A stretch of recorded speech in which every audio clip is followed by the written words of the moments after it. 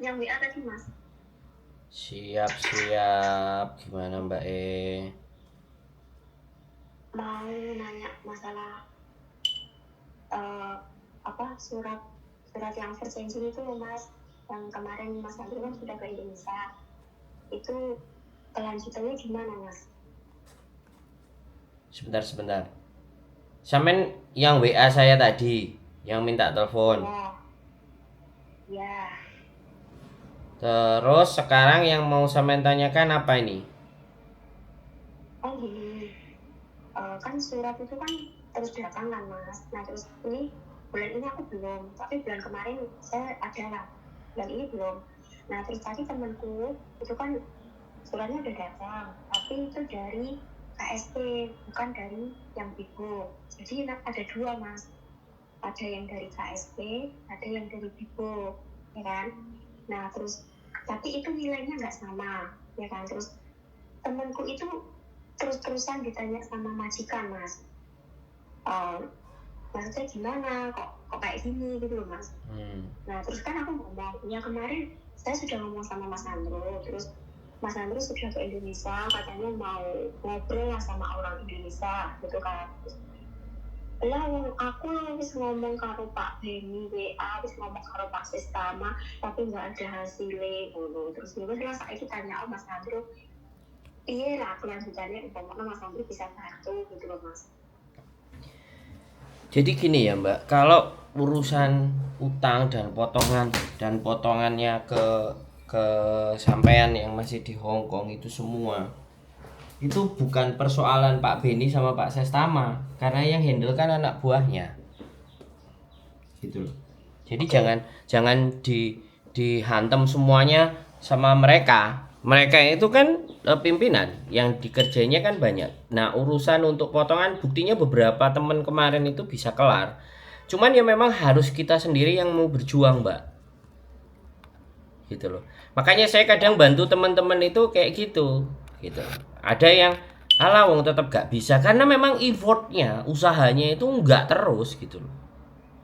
Jadi follow up terus gitu loh. Nah, sampean kan tak kasih nomornya Afril tuh itu ada. Ya, Ada kan? ada. Nah, coba sampean hubungi Afril karena Afril itu orang anak buahnya Pak Beni, kenalannya Pak Beni dan dia bisa bisa apa ya? Bantu teman-teman semuanya untuk proses potongan-potongan yang berlebih. Itu spesifikasinya dia. Itu kan sudah saya share itu. 9 Agustus 2023 ke sampean itu. Bisa dipahami nggak? Ya. Nomornya sampean soalnya nomor Indonesia loh. Tadi Ini Mas nggak bisa ditelepon nomor yang sini. tadi WA nomor Hong Kong, terus saiki nomor telepon Indonesia aku kan ya bingung. Iya. Jadi itu Soalnya itu tetap bisa diurus dan surat-surat itu tetap yang scan-scanan, berita acara mediasi dan semuanya itu bisa. Buktinya ya beberapa teman-teman ya memang harus bersabar, ada yang prosesnya sebulan, ada yang prosesnya 2 bulan gitu loh. Nah, walaupun sebenarnya setahun pun itu sebenarnya tetap selama PT itu masih hidup, maka BP2MI tetap bisa memberikan sanksi gitu loh. Halo. ya, itu PT di telepon juga nggak bisa ini Mas. Katanya udah angkat tangan. Ini bukan masalah saya, katanya gitu. Terus telepon lagi sama yang mediasi itu kan, yang membimbing mediasi itu katanya iya saya konfirmasi sama PT. Oke, kalau PT ditanya, PT-nya nggak bisa ngurus, katanya angkat tangan. Gitu Ya kan. PT-nya kan angkat tangan, tapi yang BP2MI-nya kan nggak mungkin angkat tangan. Kalau angkat tangan ya kita viralin dong, kan kayak gitu. Bisa dipahami nggak? Makanya ini sampean tak kasih nomornya lagi supaya langsung nembus ke bagian BP2MI-nya. Bisa dipahami kan? Namanya Afril. Sampean WA itu Afril, sampean cerita kronologis ceritanya semuanya sampai berjalannya sampai hari ini sampai sampai belum kelar gitu loh. Dia bantunya teman-teman sampai luar biasa. Bahkan kemarin aja anak yang saya rekomendasi di PT saya aja udah dokumennya udah diminta, dia di interminate dia juga bantu. Malah nganggapnya saya nggak bisa bantu dia padahal dikasihnya Avril kan genge kita gitu loh. Jadi terkadang saya kelemahannya ya satu, saya ngomong di sini sekalian di konten. Saya kalau disuruh ngobrol sama pejabat itu paling males, Mbak. Masuk ke tempat pejabat itu saya nggak tahu, nggak bisa gitu loh. Ngemis untuk minta tolong. Nah, mau nggak mau ya. Lagi pula mereka pasti akan nanya, Anda siapa? Selalu kayak gitu, Mbak. Nah, tapi kalau si Avril ini kan orangnya langsung linknya ke Pak Beni kan. Ada hubungan khusus sama Pak Beni, terus kebetulan dia juga sekarang apa namanya sudah kenal dengan Pak Konjen dan orang-orang pejabat. Nah, kalau saya lebih seneng kenal sampean-sampean aja gitu loh. Cuman kadang-kadang anak-anak alah percuma Sandro yo gak iso ngewangi. Ya kan berjuang itu kan harus sampean sendiri toh, Mbak. Bener nggak saya ngomong? Nah, kita udah ngasih gambaran, nomor case-nya sudah, ya kita terus berjuang sendiri gitu loh. Kalau perlu bikin TikTok sendiri, saya ngurusin ini, sebut aja nama PT-nya, wis. Kalau memang itu terjadi dan surat ini kan sudah ada, buktinya juga sudah ada. Oh, ini ada teman saya mau dihubungin Mas. Nanti biar nanya ke Mas Andri sendiri gitu. Boleh, tapi nanti tetap yang akan bantu si Avril. Kalau persoalan potongan lo ya, potongan kan?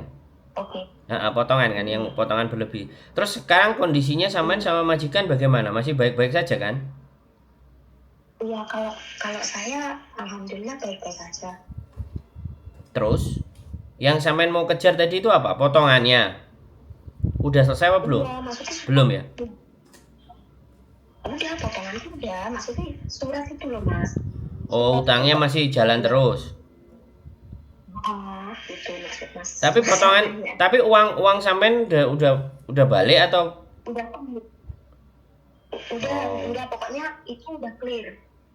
Nah, begitu udah clear kan gini. Begitu sudah clear, surat dari PT dan surat dari kesepakatan berita acara itu kan mediasi, itu sampean bawa ke yang ngirimin surat sampean itu di mana? Sampean harus nyamperin itu. Bisa dipahami nggak? Iya, Mas, ini ada teman saya. Halo Mas Andro ya? Siap. Jangan mau gandeng sak donya gimana Mbak e? Gandeng sak Hongkong. Sak donya Mbak, gak cuma Hongkong. Rugi. Ya kan Mbak iki posisi ning Hongkong. Lho tetep sak donya Mbak, wong sing delok ya sak donya. Piye sih? Amerika barang iki Mbak. Makanya bahasanya bahasa Indonesia.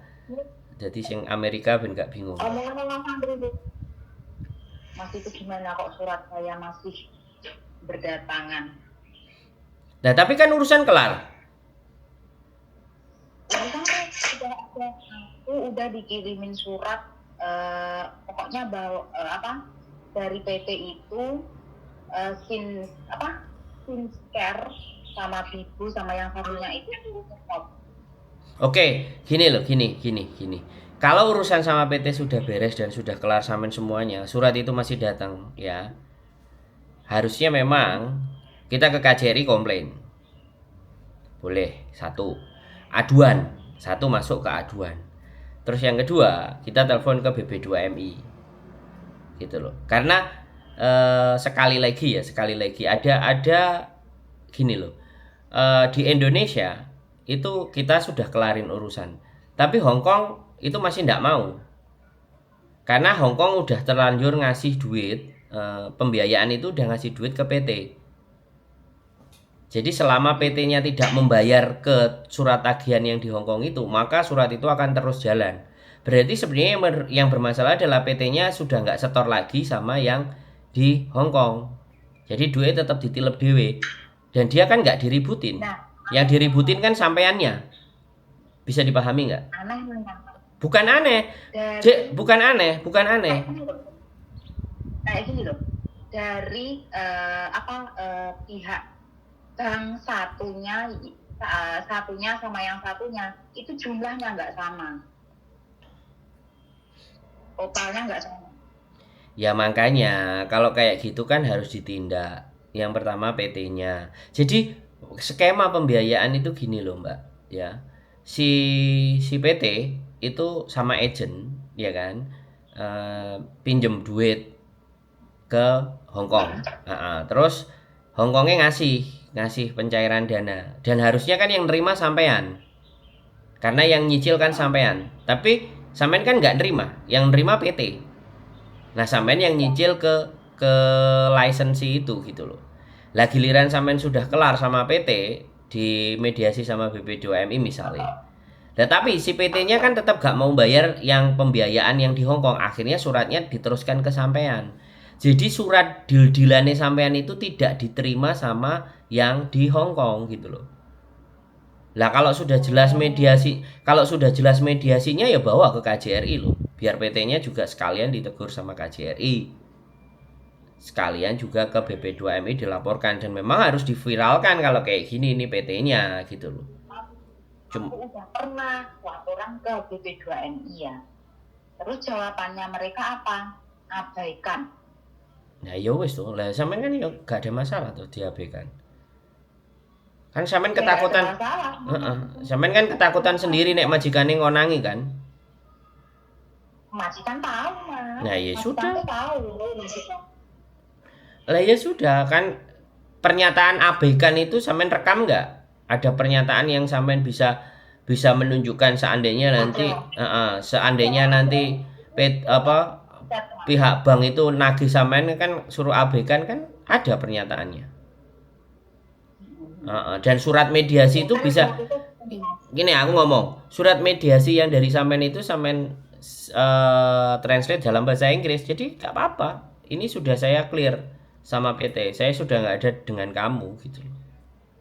Kayak gini mas, kemarin kan surat saya datang ya, terus maksudnya kayak gini, kok ini katanya udah selesai, katanya ini udah kelar urusannya, kok ini surat masih datang, malah yang ini yang orange yang datang gitu. Lah emang urusanku udah selesai, orang itu surat putusan akhirnya sama surat penyetopan itu udah saya kirim ke anakmu, aduin lo. Udah nggak ada urusannya sama saya, dan terus majikan kamu, majikan ya tetap marah-marah. Ya iya, majikan nggak tahu jeruntrungannya kok. Terus sampean sudah berapa bulan ini? Udah hampir finish. Ya Kurang sudah. 4 bulan finish mas. Ya sudah lo, nggak ada masalah kan. Bawa ke KJRI coba. Bawa ke KJRI sama surat-suratnya semuanya, bawa ke KJRI, minta penjelasan dari KJRI di pengaduan di lantai bawah. Lantai bawah ya. Boleh coba, boleh. Terus jelaskan kronologisnya. Jajal mereka seperti apa nanti solusinya. Boleh itu. Ini mas, kalau seandainya saya renew di majikan ini, itu apa setelah saya renew surat terus datang mas? Kemungkinan. Makanya mbak, kalau sampean tanya sama saya, aku itu bukan ahli nujum dan dukun mbak. Jadi intinya sampean itu ketakutan dengan surat hutang yang datang. Nah intinya dia nagihnya kan by surat, nggak sampai datengin, nggak sampai intimidasi. Makanya kita bawa ke KJRI. Ini PT gimana sih ceritanya gitu loh Pak KJRI, gitu loh, bisa dipahami nggak? Nah, solusi persoalan ini itu cuman itu, kita bawa ke mereka. Ya, BP2MI kita telepon pun ya abaikan, karena surat mediasinya kan sudah kelar, sudah beres. Makanya bukti-bukti mediasi kelar beres itu juga harus sampean print gitu. Bahwa sudah tidak ada persoalan, dan itu harusnya PT itu memberikan penjelasan kepada pihak bank yang ada di Hong Kong, pembiayaan yang di Hong Kong. Nah, itu tidak dilakukan sama PT. Bisa dipahami nggak? Ketika tidak dilakukan sama PT, maka pembiayaan itu tetap terus menyurati gitu loh. Dan bisa jadi PT-nya juga nggak setor gitu loh mbak. Bisa dipahami nggak? PT-nya nggak setor ke lembaga penagihan itu gitu. Sehingga sampai yang dikejar. Ini PT yang bermasalah mbak. Di tempat sampean itu bukan sampean, PT yang tidak memberikan konfirmasi kepada pembiayaan Hong Kong, sehingga dia tetap nyurati terus. Bisa dipahami Mbak Iya bisa. Dan kalau Jadi ini yang dikejar, kenapa? yang PT-nya dari kita. Iya, PT Tapi yang tanya, gitu loh. PT-nya ini yang nggak ngasih laporan ke pembiayaan bank tersebut, nggak memberikan konfirmasi bahwa sampean sudah menyelesaikan tagihannya. Bisa dipahami nggak, Mbak? Kalimat saya. Lah bisa. terus kita ngobrol PT, jawabannya PT kan sampean sudah tahu sendiri. Ini sudah tidak ada urusan dengan saya. Dia ngomongnya kayak gitu. Iya. Nah, kan? Jadi bisa jadi juga, ya kan? Bisa ya, yang jelas dia masih nyurati itu dia nggak laporan sama pembiayaan. Jadi memang penagihan disuruh nagih sendiri. Si pembiayaan bank itu suruh nagih sendiri ke sampean terus. Berarti di mata mereka data utangnya sampean masih ada gitu loh. Karena PT tidak menyetorkan sejumlah uang kepada pembiayaan yang di Hong Kong tadi. Begitu loh skemanya. Makanya kita lapor ke KJRI. Sebenarnya ceritanya itu seperti ini, kita kan ikuti sama cabangnya PT. Nah, yang kita kejar itu yang pusatnya PT.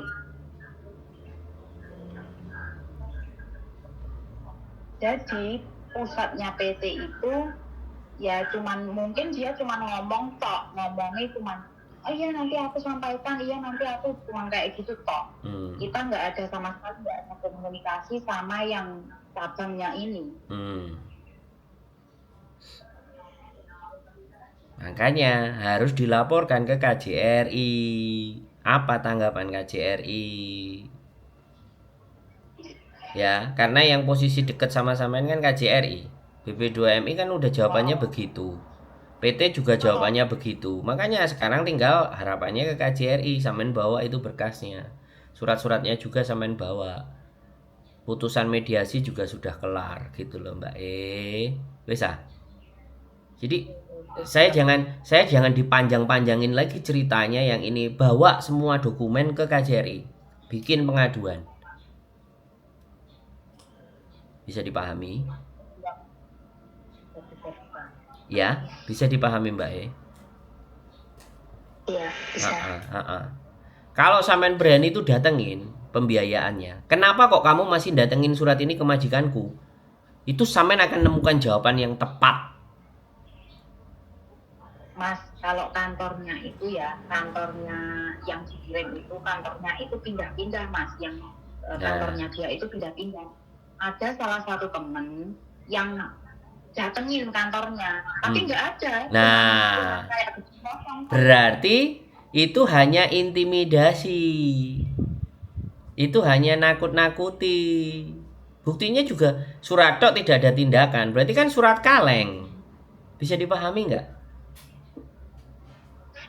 Halo? Halo, iya Mas.